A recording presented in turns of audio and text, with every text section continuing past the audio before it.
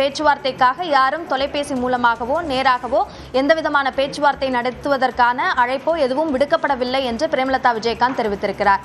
பியூஷ் கோயலுடைய இந்த தமிழ்நாடு வருகையில் தேசிய ஜனநாயக கூட்டணி முழுமை பெறும் என்ற கருத்து, இந்த தகவல் தான் சொல்லப்பட்டிருந்தது. குறிப்பாக 23ஆம் தேதி பரப்புரை கூட்டம், பிரதமர் நரேந்திர மோடி பங்கேற்கக்கூடிய அந்த பரப்புரை கூட்டம் நடக்கவிருக்கிறது. அந்த கூட்டத்தில் கூட்டணி கட்சி தலைவர்கள் அனைவரும் இருக்க வேண்டும் என்ற வகையில் இந்த திட்டமிடல் சென்று கொண்டிருக்கும் நிலையில் இது குறித்த கருத்துக்களை நம்மோடு பகிர்வதற்காக முன்னாள் அமைச்சர் திரு செம்மலை நம்மோடு இணைப்பில் இருக்கிறார். அவரோடு பேசலாம். சார் வணக்கம். டிடிவி தினகரன் கூட்டணியில் இணைந்திருக்கிறார், உங்களுடைய பார்வை என்ன? அதாவது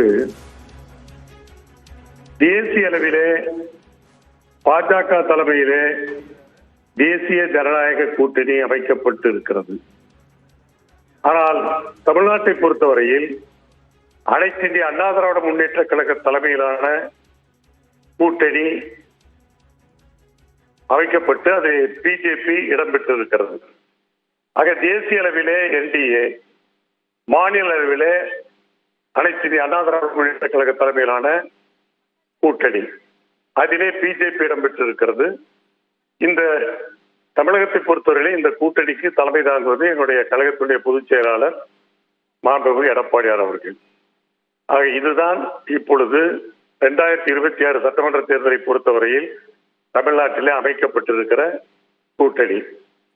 அந்த கூட்டணியிலே பல கட்சிகள் சேருவதற்கு தயாராக இருக்கிறார்கள், விருப்பம் தெரிவித்திருக்கிறார்கள்.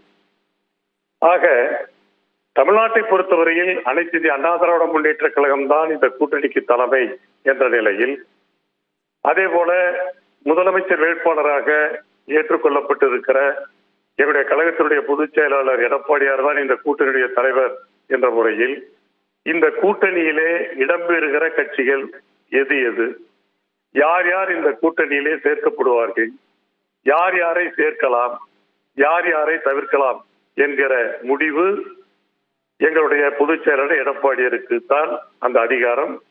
அந்த அதிகாரத்தை தேசிய தலைவர் கட்சியான பிஜேபியும் வழங்கி இருக்கிறது.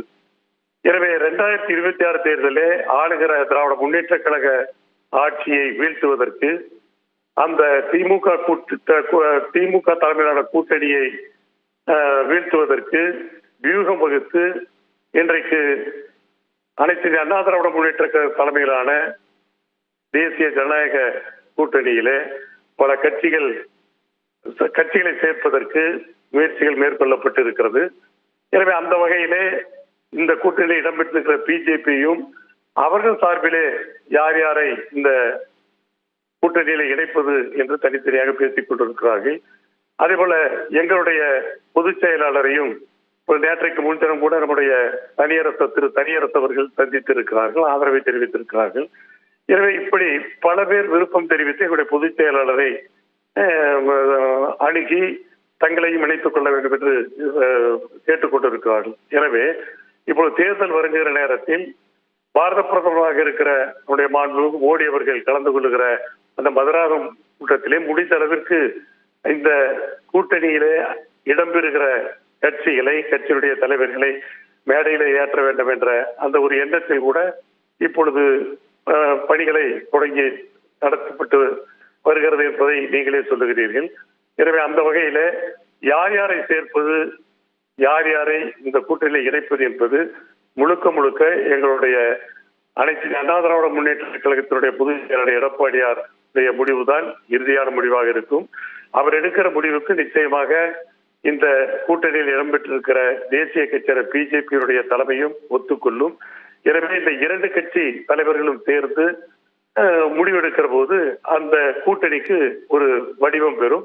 அது கிட்டத்தட்ட நீங்கள் சொன்னதை போல 23ஆம் தேதி ஓரளவுக்கு யார் யார் அதில் இடம்பெறுகிறார் என்று தெரிந்துவிடும். அதற்கு பிறகும் சில கட்சிகள் சேருவதற்கான வாய்ப்புகள் இருக்கிறது. எனவே எது எப்படி இருந்தாலும் 2026 தேர்தலை பொறுத்தவரையில் எங்களுடைய அனைத்து இந்திய அண்ணா திராவிட முன்னேற்ற கழக தலைமையிலான இந்த கூட்டணியிலே பல கட்சிகள் இடம்பெறுகிற அந்த வாய்ப்பு, அந்த வகையிலே இந்த கூட்டணி தேர்தலில் வெற்றி பெறுகிற வாய்ப்பு, வெற்றி பெற்ற பிறகு எங்களுடைய பொதுச் செயலாளர் எடப்பாடியார் முதலமைச்சராக வாய்ப்பு இன்றைக்கு பிரகாசமாக போய்கொண்டிருக்கிறது. இன்றைக்கு மக்கள் மத்தியிலே ஒரு வெறுப்பு திமுக ஆட்சியின் மீது ஏற்படுகிறது. அதனால்தான் இன்றைக்கு முதலமைச்சராக இருக்கிற திரு ஸ்டாலின் அவர்கள் கூட ஒரு பயத்தோடு பதற்றத்தோடு மக்களை பார்த்து முன்பெல்லாம் மக்களோடு முதல்வர் என்று சொன்னார், அடுத்தது உங்களோடு ஸ்டாலின் என்று சொன்னார். எதுவும் எடுபடாத நிலையிலே மக்களை பார்த்து உங்களுடைய கனவை சொல்லுங்க என்று சொல்லுகிற அளவிற்கு வந்திருக்கிறார்.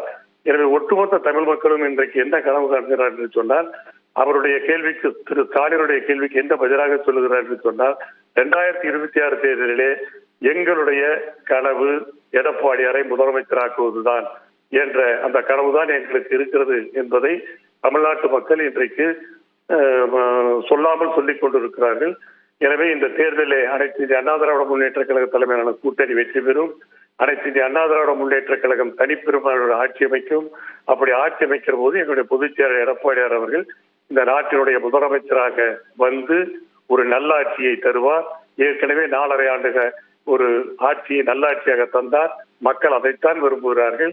எனவே மக்களினுடைய எண்ணம் நிச்சயமாக இந்த தேர்தலை ஈடேறும். அந்த அளவிற்கு எங்களுடைய கூட்டணி வலுப்பெறும். எங்களுடைய கூட்டணி நிச்சயமாக வெற்றி பெறும். நன்றி திரு செம்மலை. இணைப்பில் வந்து கருத்துக்களை பகிர்ந்து கொண்டமைக்கு அமமுக பொதுச் செயலாளர் டிடிவி தினகரன் நியூஸ் 18 தமிழ்நாடுக்கு அளித்த பிரத்யேக பேட்டியை தற்போது பார்க்கலாம். இந்த சீட் ஷேரிங் பத்தி நீங்க ஏதாவது பேசுங்களா சார்? எத்தனை நம்பர்ஸ் பத்தி இப்போ நீங்க சீட் ஷேரிங் சுமூகமாக நடைபெற்று நாங்க எல்லாரும் அம்மாவின் ஆட்சி அமைப்போம். 23rd பிரதமர் மீட்டிங்ல பங்கேற்க சார். பெண்டியில வேற ஏதாவது அலைன்ஸ் வராங்களா? உங்களுக்கு உறுதியாக வருவாரு. எனக்கு எது தெரியப்பட்ட உறுதியாக வருவாங்க. இந்த சீட் ஷேரிங் பத்தி நீங்க ஏதாவது பேசுங்களா சார்? எத்தனை நம்பர்ஸ் பத்தி இப்போ நீங்க சீட் ஷேரிங் சுமூகமாக நடைபெற்று நாங்க எல்லாரும் அம்மாவின் ஆட்சி அமைப்போம். 23rd பிரதமர் மீட்டிங்ல பங்கேற்க சார். பெண்டியில வேற ஏதாவது அலைன்ஸ் வராங்களா? உங்களுக்கு உறுதியாக வருவாரு. எனக்கு எது தெரியப்பட்ட உறுதியாக வருவாங்க.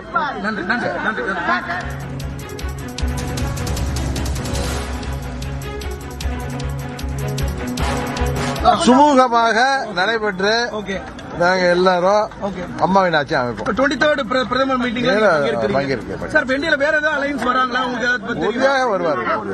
எனக்கு எது தெரியப்பட்ட உறுதியாக வருவாங்க. தேசிய ஜனநாயக கூட்டணியில் தொகுதி பங்கீடு தொடர்பாக இதில் எதுவும் பேசப்படவில்லை. ஆனால் சுமூகமாக அது குறித்த முடிவுகள் அனைத்தும் எடுக்கப்பட்டு ஜெயலலிதாவினுடைய ஆட்சி அமைக்கப்படும் என்று டிடிவி தினகரன் நமக்கு அளித்த பிரத்யேக பேட்டியில் தெரிவித்திருக்கிறார். மேலும் தேசிய ஜனநாயக கூட்டணியில் கட்சிகள் சேர்வார்களா என்ற அந்த கேள்விக்கு நிச்சயமாக சேர்வார்கள். யார் வருகிறார்கள் என்பது தனக்கு தெரியாது என்றாலும் கூட்டணியில் மேலும் சில கட்சிகள் நிச்சயமாக சேர்வார்கள் என்று டிடிவி தினகரன் நமக்கு அளித்த பேட்டியில் தெரிவித்திருக்கிறார். குறிப்பாக தற்போது வரைக்கும் ஜெயலலிதாவினுடைய ஆட்சி அமைக்கப்படும் என்ற அந்த கருத்தை தான் அவர் தொடர்ந்து சொல்லி வருகிறார். அதுவும் இதில் முக்கியமாக கவனிக்கத்தக்க ஒன்றாக இருக்கிறது. குறிப்பாக இந்த விவகாரத்தை பொறுத்த வரைக்கும் இந்த கூட்டணியில்